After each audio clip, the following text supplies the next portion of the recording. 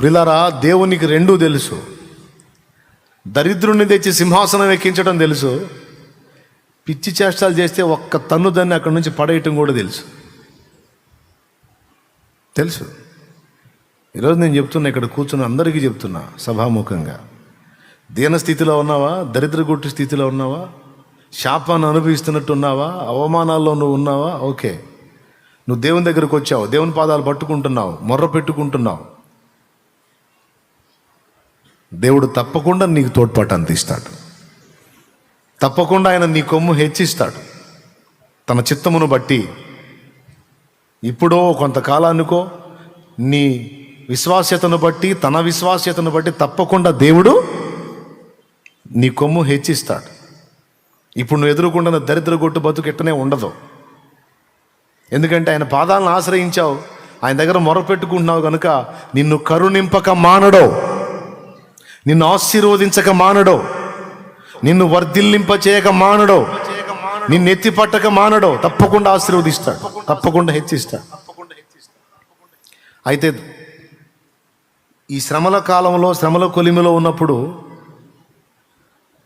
నువ్వు ఎదుర్కొనే శోధనలన్నీ ఒక ఎత్తు, శ్రమ తీరిన తర్వాత ప్రశాంతతలోకి వచ్చి, సమృద్ధిలోకి వచ్చి, ఆశీర్వాదంలోకి వచ్చిన తర్వాత నువ్వు ఎదుర్కొనే శోధనే పెద్ద శోధన.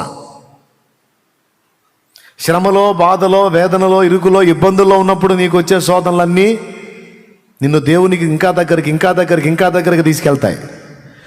ఈ వేదనలన్నీ తొలగిపోయి ప్రశాంతత వచ్చింది చూడు, నీకు ఏ నొప్పి లేకుండా, ఏ ఇబ్బంది లేకుండా హాయిగా జీవితం తొలిపోతూ ఉంటుంది చూడు, అప్పుడు నీకు డేంజర్. అదే నిజంగా నీకు, నాకు, మనందరికీ శోధన గడియ, శోధన కాలం. ఎందుకంటే శ్రమ మనల్ని దేవునికి దగ్గర చేస్తే, ప్రశాంతత, సుఖం మనల్ని దేవునికి దూరం చేసి లోకానికి దగ్గర చేస్తాయి. అర్థమైందా? దేనికి దగ్గర చేస్తాయి? ఇప్పుడు ఏ నొప్పి లేదు, ఏ బాధ లేదు. శ్రమలో ఉన్నప్పుడు మన ప్రార్థనా జీవితం కానీ, పరిశుద్ధ జీవితం కానీ, దేవుని భయం కానీ, మోకాళ్ళ అనుభవం కానీ, దేవుని సన్నిధికి కాచుకోవటం కానీ, రాత్రి మగళ్ళు గోజాడటం కానీ, శ్రమలో ఉన్నప్పుడు సమృద్ధిగా ఉంటాయి ఇవి. శ్రమ తీరిన తర్వాత చూడు, ఒకసారి ఒక జోక్ చెప్తాను, గుర్తొచ్చింది నాకు. దైవజనుడి దగ్గరికి నాకు తెలిసిన పెద్ద ఆయన ఒక ఆయన ఉన్నాడులే, ఆయన దగ్గరికి ఒక గుండోడు వచ్చాడంట. గుండోడు అంటే జుట్టు ఉంది, గుండు కొట్టించుకొని వచ్చాడు. గుండు కొట్టించుకొని వస్తే, ఎవరు బాబు ఏందంటే, అన్నా నీతోనే ఉండాలనుకుంటున్నాను అన్న, జీవితంలో ఎంత చేసినా ఏం చేసినా అంతా మాయే కదన్నా, కొంతసేపు కనపడి అంతలో మాయమైపోయి ఆవిర్లాంటి బతుకులే కదన్నా మన బతుకులు, కాబట్టి ఇక నా జీవితం దేవునికి అంకితం చేద్దాం అనుకుంటున్నాను అన్న, ఇక నువ్వు ఎటు పోతే అటు రావాలనుకుంటున్నాను, నీకు పొద్దుగూకులు ఇక దేవుడి సేవే చేయాలనుకుంటున్నాను అన్న అన్నాడు. అంటే ఆయన అన్నాడు, నిజంగానే ఈ మాటలన్నీ అంటున్నావు అంటే నిజంగానే అంటున్నాను అన్న. సరే ఉండు, నాకున్నదే నీకు కూడా పెడతాను, తిని సేవ చేద్దాం, సరే నువ్వు ఆశించావు కదా అంతే చేద్దామని. పాప ఆయన ఇటు పోతట్టు తీసుకెళ్ళేవాడంట. ఇవి పోయాడు, ఎక్కడన్నా సేవ చేసి అలిసిపోయి ఒక పూట పండుకున్నాడు అనుకో, వస్తాడంట, అన్నా నవ్వు ఏది పండుకున్నా? దైవజనుడు పండుకోవచ్చా? దైవజనుడు పండుకుంటే ఆత్మల సంగతి ఏందన్నా? నశించిపోతున్న ఆత్మల సంగతి ఏంది? మనం పండుకోవచ్చా? పని చేయకుండా భోజనం చేయొచ్చా? లే పోదాంలే అని లేపేవాడంట. మరి దైవజనుడికి అవమానం కదా.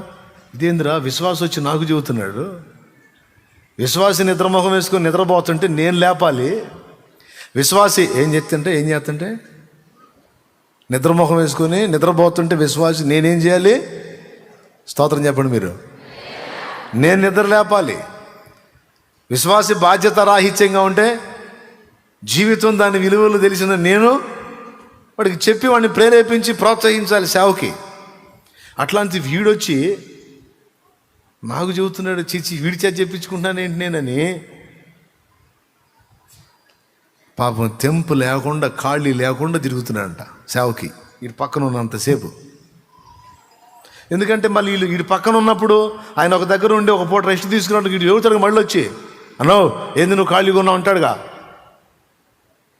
వీడి చేత నేను ఈ మాట ఎందుకు అనిపించుకోవాల్సి అని ఆయన పాపం రాత్రింబగళ్ళు తెంపు లేకుండా పొద్దున కోటం, సాయంత్రం కోటం, మధ్యాహ్నం కోటం నడు తిరిగాడంట వీడి దెబ్బకి.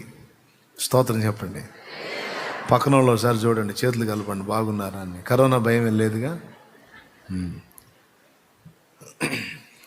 వీడి దెబ్బకి రెస్ట్ లేకుండా తిరుగుతున్నాడు ఆయన. ఈ పక్కన ఉంటా ఒకరోజు సడన్గా మాయమైపోయాడు. వీడి కనపట్టల్లా. ఎవరు? గుండోడు కనపట్టల్లా, మాయమైపోయాడు. అయ్యా బాబు ఎవరన్నా గుండు చేసుకున్నాడు తిట్టవాక, మిమ్మల్ని ఉద్దేశించి కాదు, వాడు కనపట్ల. ఏందిరా వీడు భక్తుడు కనపట్టలేదు గుండోడు, నన్ను అసలు కూర్చొని లేదు, నిలబడి లేదు, ఆత్మలు అన్నాడు, నశించిపోతాని అన్నాడు, భారం అన్నాడు, జీవితం ఇక దేవుడికి అంకితం అన్నాడు, అన్నీ చెప్పి వీడేంద్ర అడ్రస్ దొరకలేదు అనుకొని కొద్ది రోజులు చూశాడు, వాడు కనపడలా. మరి కొంతకాలం తర్వాత ఒక ప్రాంతానికి వెళ్తే అక్కడ సెంటర్లో కూర్చొని గుండోడు బీడి తాగుతున్నాడంట.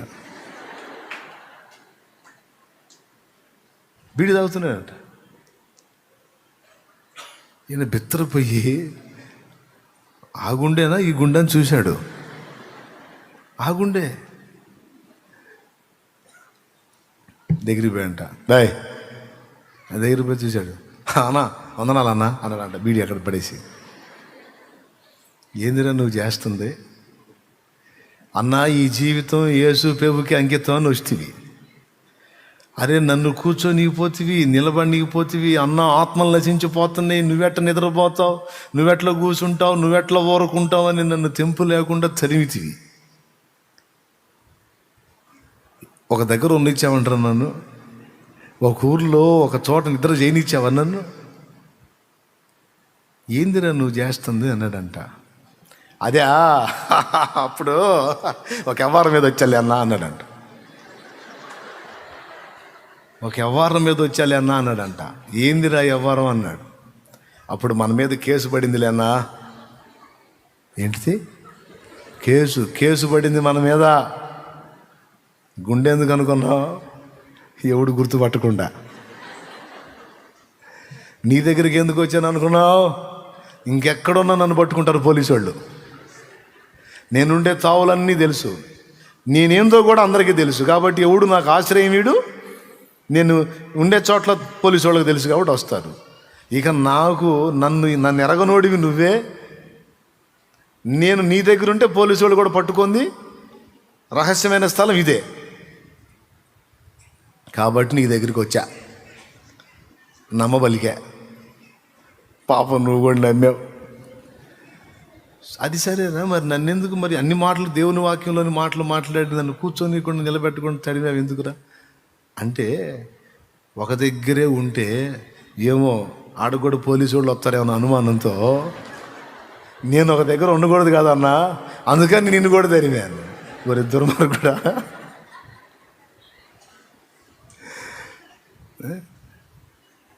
చూడు వాడి భద్రత కోసం వాడు ఏ మాటలు చెప్పాడో చూడు. దేవుని మాటలో, దైవజనుడు నువ్వు అసలు పని చేయకుండా భోజనం చేయొచ్చా?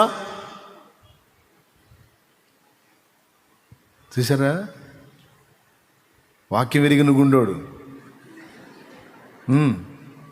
దేవునికి స్తోత్రం కలుగును గాక. హల్లెలూయా. బాధలలో ఉన్నప్పుడు వచ్చాడు వాడు, తలదాచుకున్నాడు, ఆ వాడుకున్నాడు. అయిపోయిన తర్వాత వాడు ఎక్కడ కనపడ్డాడు, ఏ స్థితిలో కనపడ్డాడో చూడండి. కొంతమంది భక్తి ఇలానే ఉంటుంది. శ్రమగా ఉన్నప్పుడు, సమస్యగా ఉన్నప్పుడు, ఇరుకుగా ఉన్నప్పుడు, ఇబ్బందిగా ఉన్నప్పుడు, వేదనలో ఉన్నప్పుడు, రోదంలో ఉన్నప్పుడు దేవునికి సమీపంగా వస్తారు. అన్ని విషయాల్లో దేవునికి విధేయత చూపుతారు.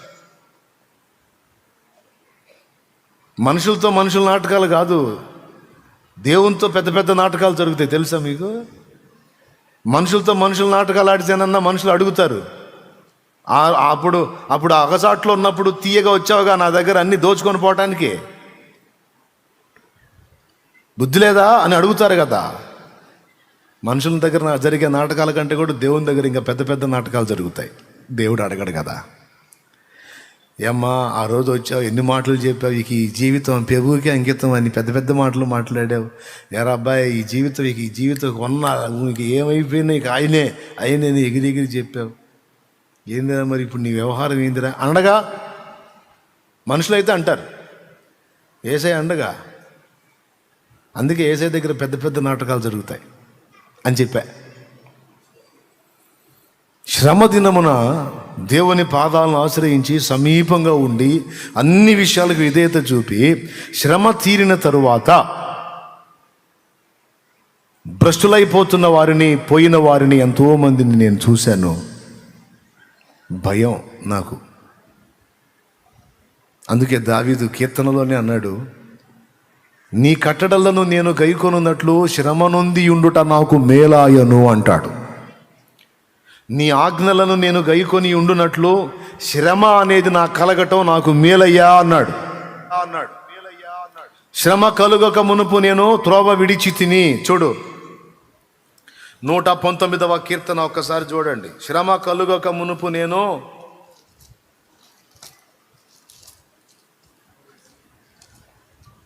119వ కీర్తన 67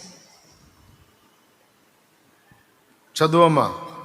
శ్రమ కలగక మునుపు నేను త్రోవ విడిచి తిని ఇప్పుడు నీ వాక్యమును అనుసరించి నడుచుకొనుచున్నాను. దేవునికి స్తోత్రం కలుగును గాక. ఎప్పుడు విడిచాడంట? శ్రమ కలుగక మునుపు త్రోవ విడిచాడట. శ్రమ కలిగినప్పుడు త్రోవలోకి వచ్చాడంట. ఇప్పుడు చెప్పండి, శ్రమ మేలా కీడా? ఎప్పుడు బయటపడతాను అంటారు. ఓకే, తప్పకుండా నిన్ను బయట పడేస్తాడు దేవుడు, సందేహమే లేదు. అయితే ఒక్క మాట, శ్రమలో ఉన్నప్పుడు నువ్వు ఉన్న దీనత్వము, తగ్గింపు, పరిశుద్ధత, ప్రార్థన, దేవునికి చూపే విధేయత, ఇవన్నీ శ్రమ తీరిన తర్వాత ఉంటాయా? గ్యారెంటీ ఉందా? ఉంటే చెప్పు. డౌట్ లేదన్నా, ఇంకా ఎక్కువ చేస్తానన్నా. కొంతమంది బాధతో చెబుతారు, అసలు ఈ బంధకాలు ఉన్నాయి కానన్నా, అసలు ఈ బంధకాలు కూడా లేకపోతే అసలు ఇక పొద్దుస్తమాను ఇక అదే పనిలో ఉంటానన్నా అంటారు. నిజంగానే బంధకాలు దేవుడు తీసేస్తే కనపడేది కూడా కనపడకుండా తిరుగుతుంటారు. ఇక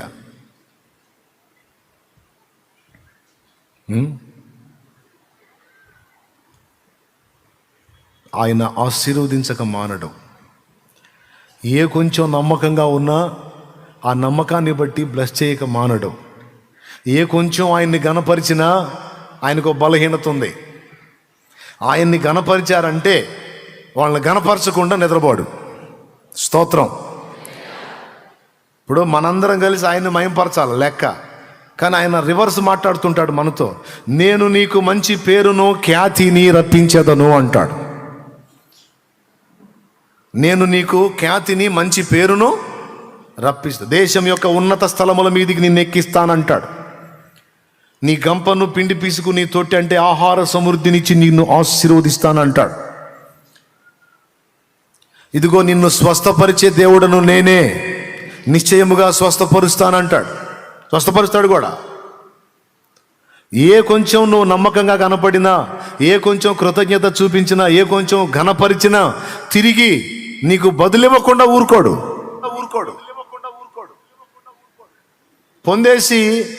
పొందేసి అలా వదిలేసేవాడు కాదు ఆయన.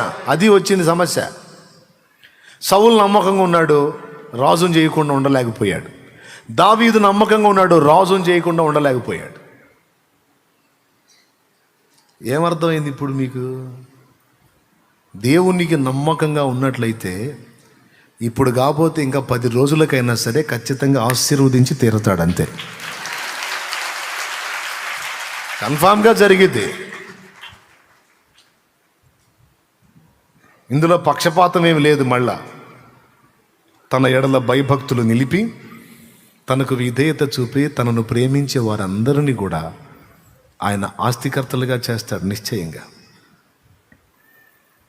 అబ్రహామును అన్ని విషయాల్లో ఆశీర్వదించను అని ఉంది. అన్ని విషయాలంటే స్పిరిచువల్గాను, సంతానపరంగాను, భౌతికంగా కూడా. ఉండటానికి, తినటానికి సమృద్ధినిచ్చాడు, దాసదాసి జనాంగం ఇచ్చాడు, ఇంట పుట్టి అలవర్చబడిన వాళ్ళే 318 మంది యోధులు ఉన్నారు. అంటే ఒక మినీ సైన్యాన్ని రన్ చేస్తున్నాడు ఆయన. ఒక రాజుకు తగినంత ఐశ్వర్యవంతునిగా హేతుకుమారులు ఏం మాట్లాడారు? మా మధ్యన నీవు మహారాజువై ఉన్నావు అన్నారు అబ్రహాముని. బాయ్, నేనంతా ఆత్మ సంబంధంగా దీవించేవాడినే కానీ ఇగో ఆ శరీర సంబంధంగా నేనేం చేయను అనలా. ఆత్మ సంబంధంగా దీవించాడు, శరీర సంబంధంగా కావలసినవి కూడా ఇచ్చాడా? ఇలేదా? ఖచ్చితంగా ఇస్తాడు. మళ్ళీ చెప్తున్నా, అందరికీ ఒక్కసారి చెప్తున్నా, సోదరి సోదరులారా, లైవ్లో ఉన్న వాళ్ళకి కూడా చెప్తున్నా, నువ్వు ఎన్ని రకాల ఇరకాటాల్లో, ఎంత ప్రెజర్లో, ఎంత ఒత్తిడిలో, ఎంత వేదనలో ఉన్నావు, వాటన్నిటి నుంచి నిశ్చయముగా దేవుడు విడిపిస్తాడు. నిన్ను ఆశీర్వదించేది ఖాయం. నీ తలనెత్తేది ఖాయం. ఈరోజు నీకే లేక పుట్టుకు లాటరీ కొడుతున్న స్థితిలో నువ్వు ఉండొచ్చు. నీ చేత 10 మందికి హెల్ప్ చేపిస్తాడు ఆయన. నువ్వు 10 మందికి పెట్టగలిగే స్తోమత నీ చేతికి ఇస్తాడు ఆయన. ఈరోజు నీకే వస్త్రం లేదు సరిగా, నువ్వు 10 మందికి బట్టలు ఇవ్వగలిగే కెపాసిటీ, ఆ సమృద్ధి నీకు ఇస్తాడు ఆయన. ఈరోజు నిన్నే ఆదరించే వాళ్ళారు, అనేకులు నిన్ను ఆదరించినట్లు నీవు అనేకులను ఆదరించినట్లు ఆయన చెయ్యగలడు. ఆయనకి సాధ్యం కాదా ఏంది? చేత కాదు దేవుడికి నిన్ను లేవనెత్తటం. అయితే ఇప్పుడున్నట్లే శ్రమకాలంలో నీవు ఉన్నట్లే నెమ్మది కాలంలో ఉండగలవా? ఆ మైండ్ నీకుందా అనేది ఇక్కడ ప్రశ్న. ఆయన వెతుక్కుంటాడని తెలుసా మీకు? బ్లెస్ చేసి, ఆశీర్వదించి, బాగు చేసి టెస్ట్ చేసుకుంటాడు. బ్రదరు, ఈ బాగుపడ్డాడు కదా, అంతకుముందు దీనంగా మొరపెట్టాడు కదా, ఇప్పుడు లైన్లోకి వచ్చాడు కదా, ఎట్టున్నాడని కనిపెడతాడు. అట్ట ఎందుకు కనిపెడతాడులే అనవాకండి, ఖచ్చితంగా కనిపెడతాడు. అంతకు ముందున్నట్టే ఉన్నాడా, లేకపోతే ఏమైనా తేడాలు వచ్చినాయా అని ఖచ్చితంగా చూసుకుంటాడు. ముగ్గురు చూపిస్తాను మీకు బైబిల్లో, ముగ్గురిని. సింపుల్. యోహాను సువార్త 9లో ఒకడు కనపడతాడు, యోహాను సువార్త 5లో ఇంకొకడు కనపడతాడు, మత్తయి సువార్తలోను లూకా సువార్తలోను ఒకడు కనపడతాడు. స్తోత్రం.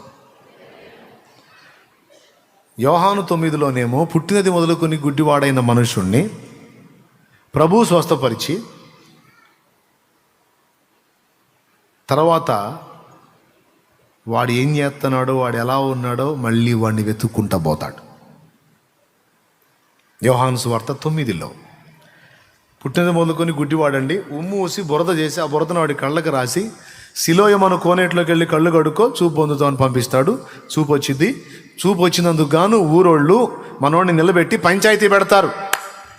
పంచాయతీ ఎందుకంటే చూపు వచ్చినందుకు కాదు, ఆ చూపు యేసు ప్రభు ఇచ్చాడు అన్నందుకు. పంచాయతీ మీటింగ్ పెడతారు. పెట్టంటారు, ఆయన ఏదో ఉమ్మూసాడు, బురద చేశాడు, ఆ బురద కళ్ళకి రాశాడు, నాకు చూపు వచ్చిందని అన్నీ చెప్పవాకు. దేవుడు నన్ను స్వస్థపరిచాడని చెప్పు, దేవుణ్ణి మయంపరచు, యేసును కాదు. యేసును గురించి నువ్వు సాక్ష్యం ఇవ్వద్దు అంటారు ఆ ఊర్లో వాళ్ళు. అయ్యా దేవుడే, బాగు చేసినోడు దేవుడే, ఇదిగో నన్ను ముట్టినవాడు యేసు దేవుడే, ప్రభువే. దైవశక్తి ఆయనలో లేకుండా ఆయన ఉమ్మికి గుడ్డివాడి కళ్ళు తెరవగలిగే శక్తి ఎక్కడి నుంచి వచ్చింది? కాబట్టి ఆయన దేవుడే, ప్రభువే, నా కళ్ళు ఇచ్చినటువంటి సృష్టికర్తే అని వీడంటే తలా ఒక మాటని వాడిని నానా బీభత్సం చేసి చివరికి ఊళ్ళో నుంచి వెలేస్తారు. మేలు పొంది నాకు సాక్షిగా ఉన్నాడా, లేకపోతే మేలు పొంది ఎంత చెడ్డ ఊరు కావాలే, మనోళ్ళు కావాలే అని నాకు హ్యాండ్ ఇచ్చి వాళ్ళని సెట్ చేసుకున్నాడా? అయితే మనోడు ఊరికి అడ్డం తిరిగాడు, ఊరికి అడ్డం తిరిగాడు. ఏయ్, మర్యాదగా చెబుతున్నాం, పద్దాకలా ఆ యేసు నా కళ్ళు ముట్టాడు, నాకు చూపు వచ్చింది అని ప్రచారం చేశావంటే ఇప్పటికే అతని గురించి బాగా ప్రచారం జరుగుతుంది. ఆయన మెస్సియా అని అదని ఇదని అంతా ఇంత రకరకాల ప్రచారాలు చేస్తున్నారు. మాకు ఒళ్ళు మండుతుంది. ఇప్పుడు కొత్తగా నువ్వు ఒకటి తయారయ్యావు, అదేమంటే నా కళ్ళు బాగు చేశాడు అంటున్నావు. ఇప్పుడు ఉన్న వాయింపుడికే ఆయన గురించి రకరకాలుగా మాట్లాడుతుంటేనే మా చెవులు వాసిపోతున్నాయి. మళ్ళీ నువ్వు ఒకటిగా బయలుదేరి నాకు చూపించాడని బయలుదేరావు. ఇంకా ఎక్కువైపోయింది. మా వల్ల కాదురా, తట్టుకోలేము. కాబట్టి యేసు కావాలా, మేం కావాలా? యేసు కావాలా, ఊరు కావాలా? చెప్పు. నాకు యేసే కావాలా.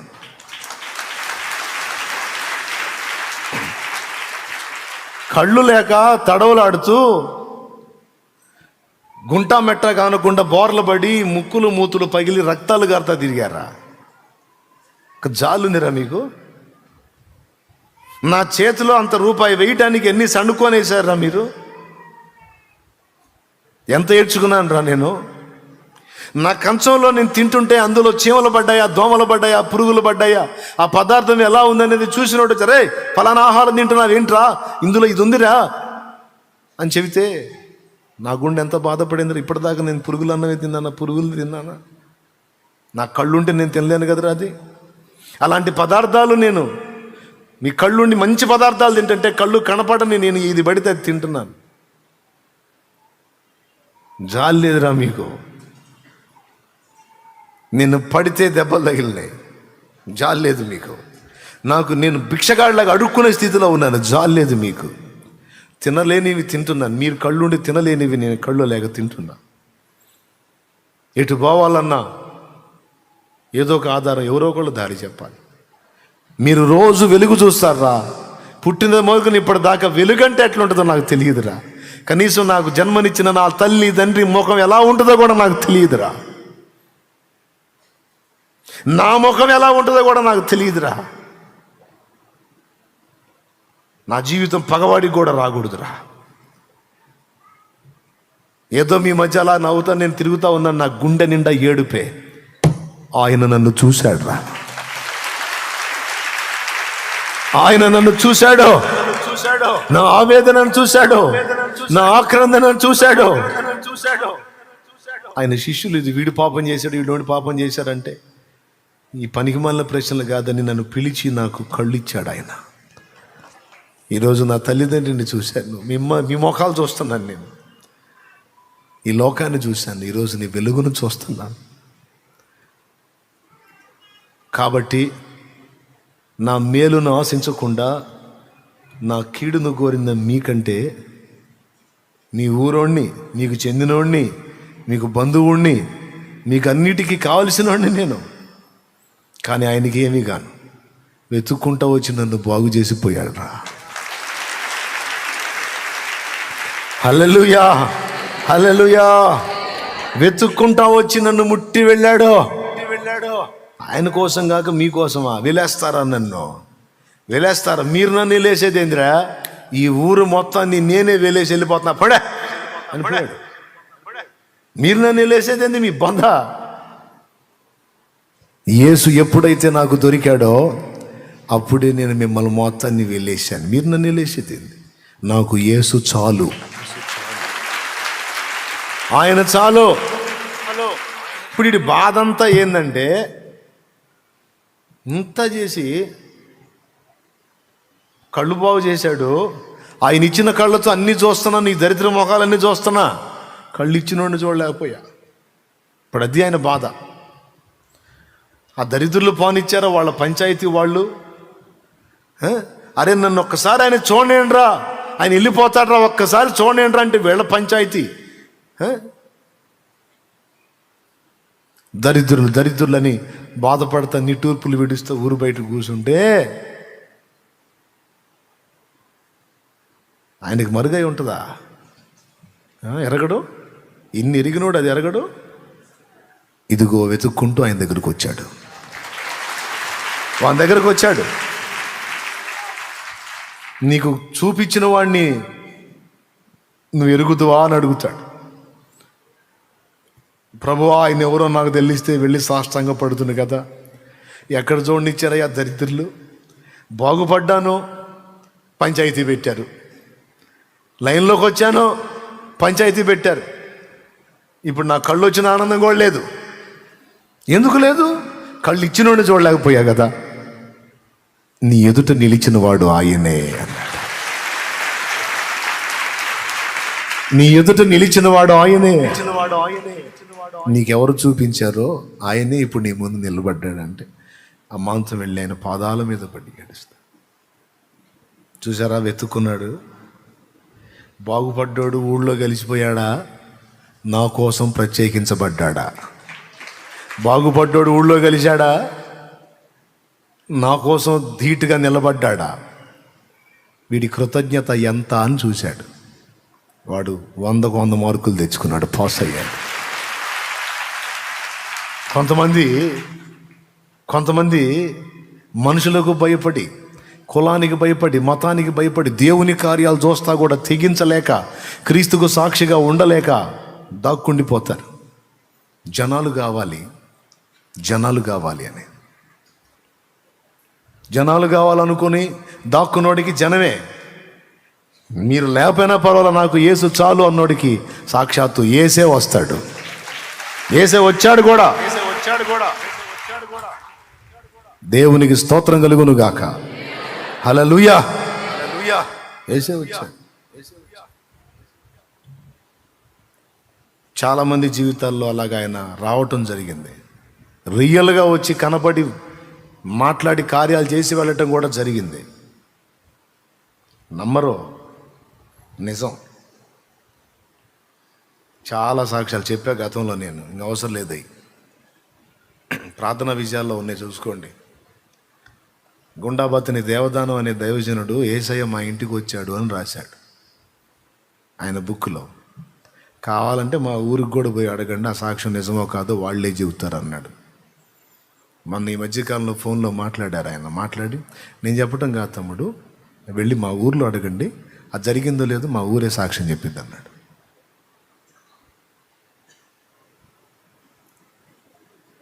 రియల్. వస్తాడు ఆయన. నేను కూడా ఆయన్ని ఎరుగుదును, అనుభవించాను, నాకు తెలుసు. విచిత్రంగా ఉంటాయి ఆయన కార్యాలు. కాబట్టి అదే వెతుక్కుంటాడు ఆయన. నిన్ను బ్లెస్ చేయటమే కదా, ఆశీర్వదించటమే కదా. ఆశీర్వదించబడ్డ నువ్వు ఇతరులకు ఆశీర్వాదకరంగా, దేవునికి మహిమకరంగా బ్రతుకుతున్నావా? లేకపోతే ఆశీర్వాదాన్ని పొంది విలాసవంతమైన జీవితంలోకి వెళ్ళిపోయి భోగలాలంలో మునిగిపోయావా? కృతజ్ఞత కలిగి ఉన్నావా? భ్రష్టు పట్టావా? వెతుక్కుంటాడు. నువ్వు దేవునికి కృతజ్ఞత చూపే లిస్టులో ఉండాలి. భళా, ఇంత మేలు చేశాను నీకు, ఎంత కృతజ్ఞత చూపించావు నా కుమారి అనాలా.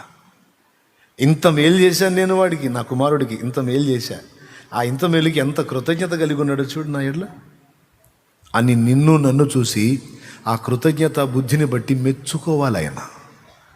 మురిసిపోవాలి, ముచ్చట పడాలి. ఎంతమంది ఉన్నారు అలాగా? మనం ఎలాగున్నాం? అలానే ఉన్నామా? లేకపోతే నీవెందుకు ఇట్లా అయిపోయావు అనిపించుకునే స్థితిలో ఉన్నామా? మనం పరిశీలించుకోవాలి. అవసరమై తెగించాల్సి వస్తే తెగించాలి యేసు కోసం. దేవునికి మహిమ.